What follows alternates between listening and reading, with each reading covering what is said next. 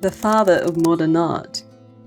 That's how Picasso and Matisse called Port Cézanne, Aix-en-Provence, the town where he was born and always returned to.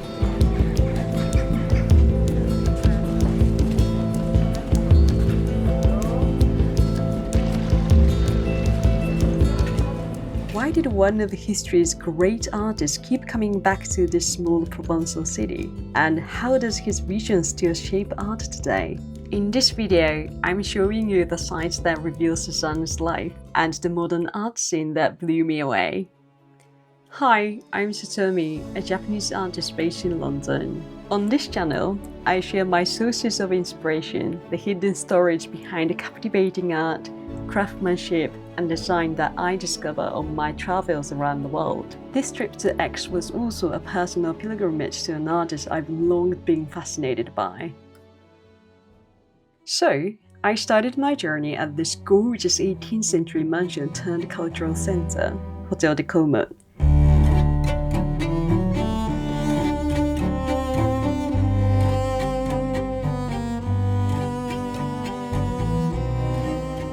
Everything here felt like a work of art itself.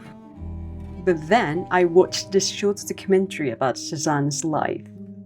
There was this one scene in the documentary that really struck me. It showed the studio his father gave him at their family estate, Jet de Beaufort. Sorry, I'm not sure if I pronounced it correctly, but it just had these incredible high ceilings and a beautiful light streaming in. And honestly, I felt jealous.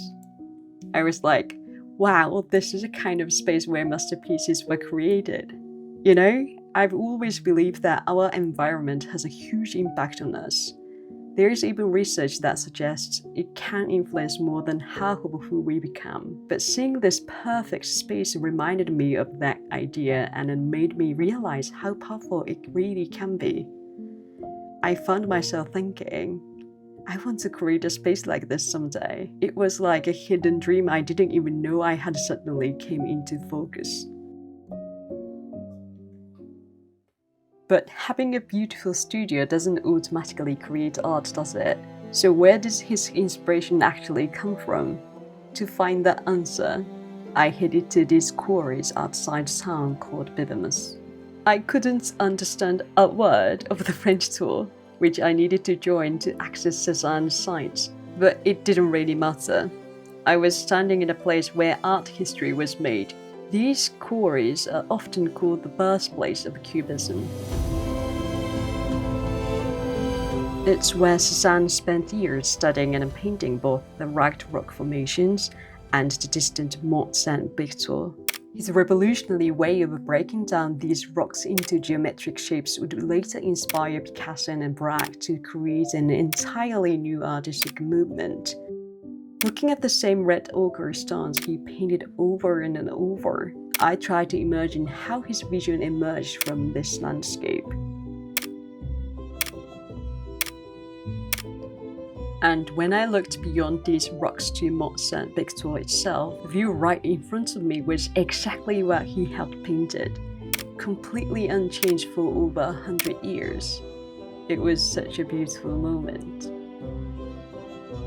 I also found his little cabin, just a simple space where he could be one with nature. I was like, what an incredible life.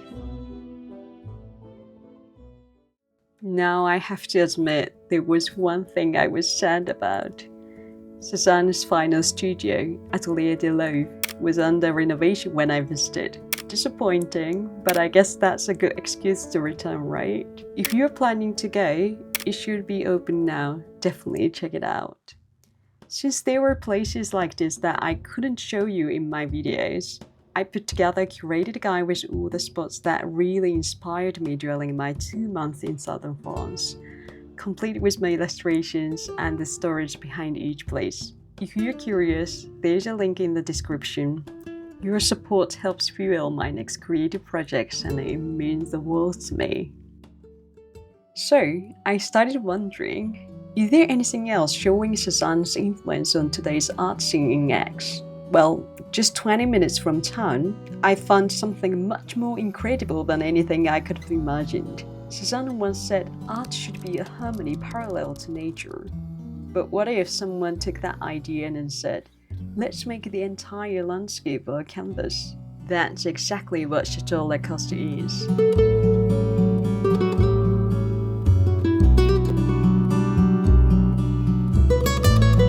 Created by Irish businessman Paddy McKeelan, this vineyard is where wine, art, and architecture live in perfect harmony. The main winery was designed by French architect John Neuville, and then there are stunning concrete structures by Japanese master Tadao Ando. When I visited, there was even a temporarily dumb house exhibition which gave the whole estate a very contemporary energy. Picture this. You're walking through the vineyard with a map, and then suddenly there's Louis Bourgeois' giant spider sculpture. Turn the corner, and you will discover small galleries and pavilions designed by architectural legends like Richard Roger, Frank Gehry, and Renzo Piano. I was particularly drawn to Tanga's works.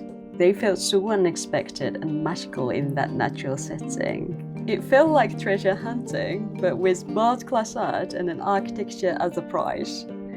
What Cezanne tried to capture on canvas his whole life, this dialogue between art and the Provençal landscape.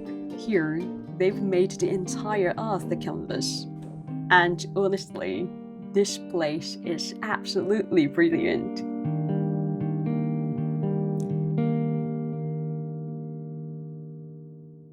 But there's something else about Aix that sets it apart from other southern French cities: the energy. Aix is a university town, and you can really feel that. The truth is, Aix was my final stop after 2 months of travel, and I arrived completely drained. But being around these students and soaking up their useful energy, I actually started feeling alive again.